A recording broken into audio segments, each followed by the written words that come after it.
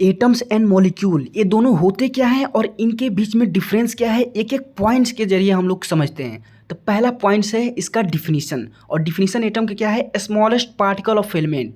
और मॉलिक्यूल की बात की जाए तो टू और मोर एटम्स केमिकली बॉन्डेड, यानी atoms smallest particle of element है। एलिमेंट क्या होते हैं, हाइड्रोजन हो गया, हीलियम हो गया, ऑक्सीजन हो गया, ये एलिमेंट है और इसके छोटे पार्टिकल एटम्स होते हैं। और मॉलिक्यूल क्या आ गया, मॉलिक्यूल जब दो एटम्स और उससे ज़्यादा एटम्स आपस में केमिकली बॉन्ड हो जाए तो क्या होता है, मॉलिक्यूल होता है।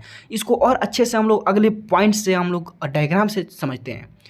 अगला पॉइंट क्या है इसका, कंपोजिशन। और atoms made of protons, neutrons and electrons, ये बना होता है प्रोटॉन से, न्यूट्रॉन से, इलेक्ट्रॉन से। वहीं मॉलिक्यूल की बात करें तो मल्टीपल एटम से बना होता है, जो कि सेम भी हो सकता है और डिफरेंट भी हो सकता है। इसी पॉइंट को हम लोग डायग्राम से समझते हैं। यहाँ पर एटम में एग्जाम्पल लिया गया है ऑक्सीजन का। यहाँ पर बीच में देखिए जो ओ लिखा है उसमें क्या होता है, बीच में न्यूट्रॉन होता है, प्रोटॉन होता है, ठीक है। और बाहरी कक्षा में क्या होती है, इलेक्ट्रॉन्स होती है। तो एटम्स किससे बना है, प्रोटॉन, न्यूट्रॉन और इलेक्ट्रॉन से बना होता है। और मॉलिक्यूल किससे बना है, दो एटम से बना है। देखिए यहाँ पर O दो है, ठीक है, तो दो एटम से बना हुआ है मॉलिक्यूल। यहाँ पर ये सेम भी हो सकता है, यानी ये दोनों सेम है O और ऑक्सीजन ऑक्सीजन, और यहाँ पर डिफरेंट भी हो सकता है लाइक H2O, ठीक है। जो वाटर होता है H2O, H यानी हाइड्रोजन अलग है, ऑक्सीजन अलग है, तो दोनों से अलग भी हो सकते हैं, सेम भी हो सकते हैं। अगला पॉइंट है केमिकल बॉन्डिंग। और बात की जाए एटम्स की तो no bonding with in a single atoms, यानी कि एक एटम से बॉन्ड नहीं बनाया जा सकता। वही बात की जाए मॉलिक्यूल की तो एटम्स यानी कि बहुत सारे एटम्स, दो या दो से ज़्यादा एटम्स बॉन्ड बना सकते हैं, केमिकली बॉन्ड बना सकते हैं।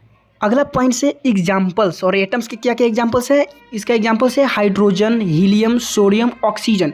यहाँ पर एटम्स के जितने भी एग्जाम्पल्स हैं यहाँ पर किसी दो चीज़ से मिलकर नहीं बनाया, अकेले बनाया हो, hydrogen, helium, sodium, oxygen.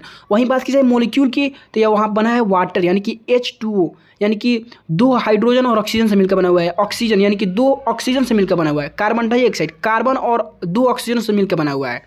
Next point है इंडिपेंडेंट एग्जिस्टेंस। इसका क्या मतलब होता है, इसका ये मतलब होता है कि क्या अकेले रह सकता है एटम, क्या अकेले रह सकता है। तो इसका आंसर है मे और मे नॉट एग्जिस्ट इंडिपेंडेंटली, यानी रह भी सकता है कुछ और कुछ नहीं रह सकता। जैसे एग्जांपल की बात किया जाए तो हाइड्रोजन, हाइड्रोजन अकेले आपको नहीं मिल सकता। हाइड्रोजन या तो वाटर के साथ मिलेगा तो किसी और के साथ मिलेगा, अकेले नहीं मिल सकता।